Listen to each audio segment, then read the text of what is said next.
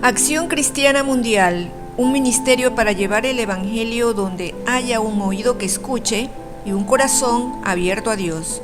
La carta del apóstol Pablo a los Filipenses en su capítulo 3, verso 20 expresa: mas nuestra ciudadanía está en los cielos, de donde también esperamos a nuestro Salvador, al Señor Jesucristo. Pablo habla de ciudadanía y de cielo, dos cosas. Pero, ¿qué es ciudadanía? Pese a ser una palabra bastante común en labios de cualquiera, creo necesario referirme a su significado gramatical, social y jurídico.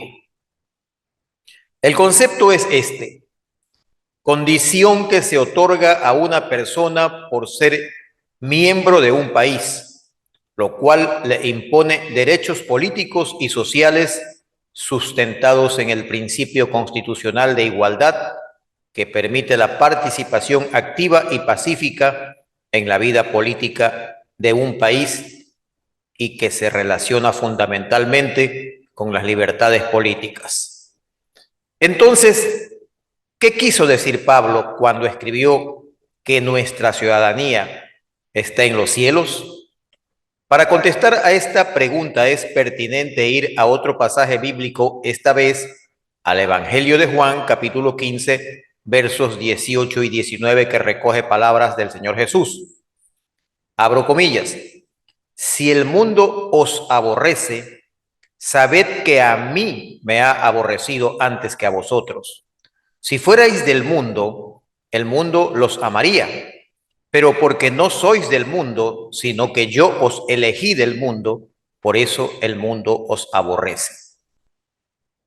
Esta declaración de Jesús obedece a un hecho inicial que está contemplado en el Evangelio de Juan, capítulo 1, versos 12 y 13, que dice: mas a todos los que le recibieron, a los que creen en su nombre, les dio potestad de ser hechos hijos de Dios, los cuales no son engendrados de sangre, ni de voluntad de carne, ni de voluntad de varón, sino de Dios. Y concuerda con lo dicho por el Señor, como consta en el mismo Evangelio de Juan, capítulo 14, versículo 2, que dice: en la casa de mi Padre muchas moradas hay. Si así no fuera, yo os lo hubiera dicho. Voy pues a preparar lugar para vosotros. Debe quedar claro entonces, con todo esto, que aunque vivimos temporalmente en esta tierra y en este mundo tridimensional, nuestra condición no es igual a la de quienes no han recibido la gracia de la salvación, y en contraste se nos ha otorgado una ciudadanía celestial con privilegios especiales que nos permiten, luego de nuestra desaparición física de este mundo, tener una vida eterna en el reino de los cielos, en una condición de ciudadanos, hijos de Dios, conforme lo dice la primera epístola de Juan en su capítulo 3, verso 2, en los siguientes términos: amados, ahora somos hijos de Dios y aún no se ha manifestado lo que hemos de ser, pero sabemos que cuando Él se manifieste, seremos semejantes a Él, porque le veremos tal como Él es. En concordancia con lo escrito por el mismo apóstol Pablo en su carta a los Romanos, capítulo 8, versos 14 y 15, que dicen: porque todos los que son guiados por el Espíritu de Dios, estos son hijos de Dios. Pues no habéis recibido el espíritu de esclavitud para estar otra vez en temor, sino que habéis recibido el espíritu de adopción, por el cual clamamos Abba, Padre. Y en este pasaje encontramos una frase que nos permite comprender mejor este concepto de ciudadanía celestial. Esta frase es espíritu de adopción. ¿Y qué es este espíritu de adopción? Antes de responder a esto, vale hacernos una segunda pregunta. Si ahora hemos recibido el espíritu de adopción, ¿qué éramos antes? Para entender mejor, veamos lo que nos explica la carta a los Gálatas en su capítulo 4, desde el verso 1 hasta el 7. Abro comillas: entre tanto que el heredero es niño, en nada difiere del esclavo, porque es señor de todo, sino que está bajo tutores, y curadores hasta el tiempo señalado por el Padre. Así también nosotros, cuando éramos niños, estábamos en esclavitud bajo los rudimentos del mundo. Pero cuando vino el cumplimiento del tiempo, Dios envió a su Hijo, nacido de mujer y nacido bajo la ley, para que redimiese a los que estaban bajo la ley, a fin de que recibiésemos la adopción de hijos. Y por cuanto sois hijos, Dios envió a vuestros corazones el Espíritu de su Hijo, el cual clama, Abba, Padre. Así que ya no eres esclavo, sino hijo. Y si hijo, también heredero de Dios por medio de Cristo. Ahora las cosas se van aclarando, ¿verdad? Es decir, a la primera pregunta, la respuesta es que el espíritu de adopción es el espíritu de Cristo. Y a la segunda pregunta, la respuesta es que éramos esclavos, pero ahora surge una nueva pregunta. ¿Esclavos de quién? Romanos 6, desde el verso 16 al 19, contesta esta pregunta de la siguiente manera.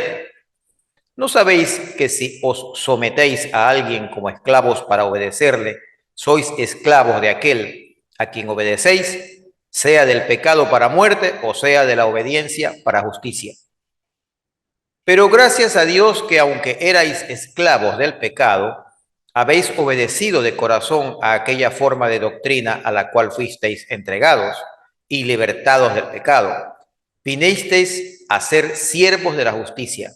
Hablo como humano, por vuestra humana debilidad, que así como para iniquidad presentasteis vuestros miembros para servir a la inmundicia y a la iniquidad, así ahora para santificación presentad vuestros miembros para servir a la justicia.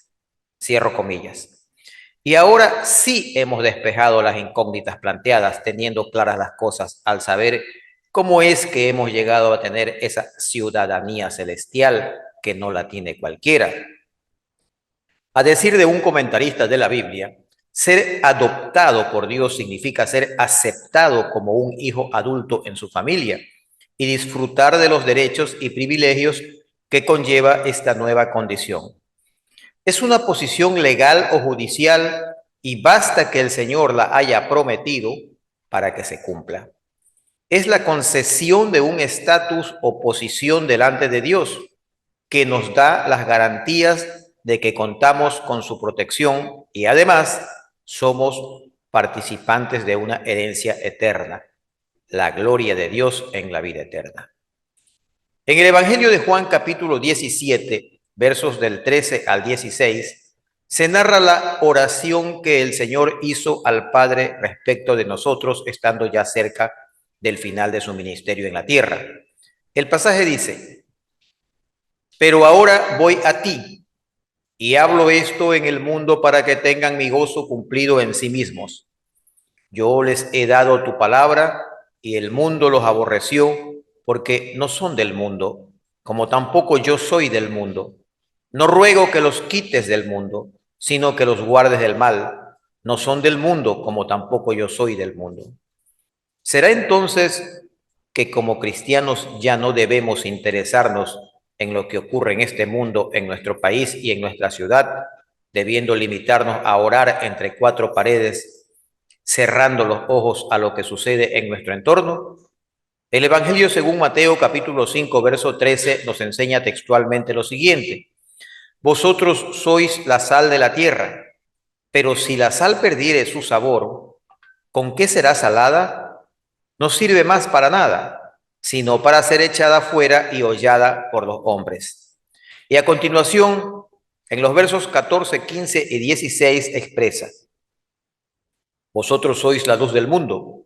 Una ciudad asentada sobre un monte no se puede esconder, ni se enciende una luz y se pone debajo de un almud, sino sobre el candelero, y alumbra a todos los que están en la casa. Así alumbre vuestra luz delante de los hombres, para que vean vuestras buenas obras y glorifiquen a vuestro Padre que está en los cielos.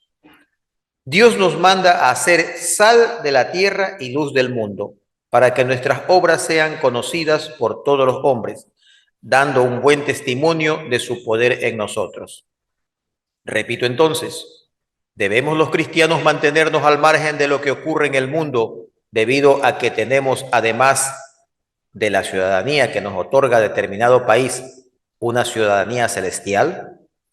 Para responder a esta pregunta debemos volver al concepto enunciado al principio de este mensaje y entender que la ciudadanía nos concede un conjunto de derechos, responsabilidades y obligaciones que se expresan en la Constitución Política de la República, misma que enmarca a todas las demás leyes de la República, por lo cual no podemos rehuir esos derechos, responsabilidades y obligaciones que están estrechamente ligadas a lo que dice Mateo capítulo 22, verso 21, según palabras del propio Señor Jesús. Esto es, dad pues a César lo que es de César y a Dios lo que es de Dios. Sin olvidar lo que respondieron Pedro y los apóstoles a las corruptas autoridades judías cuando éstas trataron de obligarlos a que callen el anuncio del Evangelio, según consta en el libro de los Hechos de los Apóstoles, capítulo 5, verso 29. Es necesario obedecer a Dios antes que a los hombres. Oremos. Padre Celestial, pon en nuestra mente sabiduría para hacer lo correcto, sin caer en errores ni cobardías. Y en nuestro corazón pon la certeza de que ningún mal podrá alcanzarnos, pues tú estás con nosotros todos los días hasta el fin de los tiempos, conforme lo has prometido. En el nombre de Cristo, Salvador nuestro y primicia de nuestra resurrección. Amén. Si le ha gustado este mensaje, compártalo con amigos y familiares para que este ministerio se expanda y suscríbase a nuestro canal para no perderse futuros mensajes.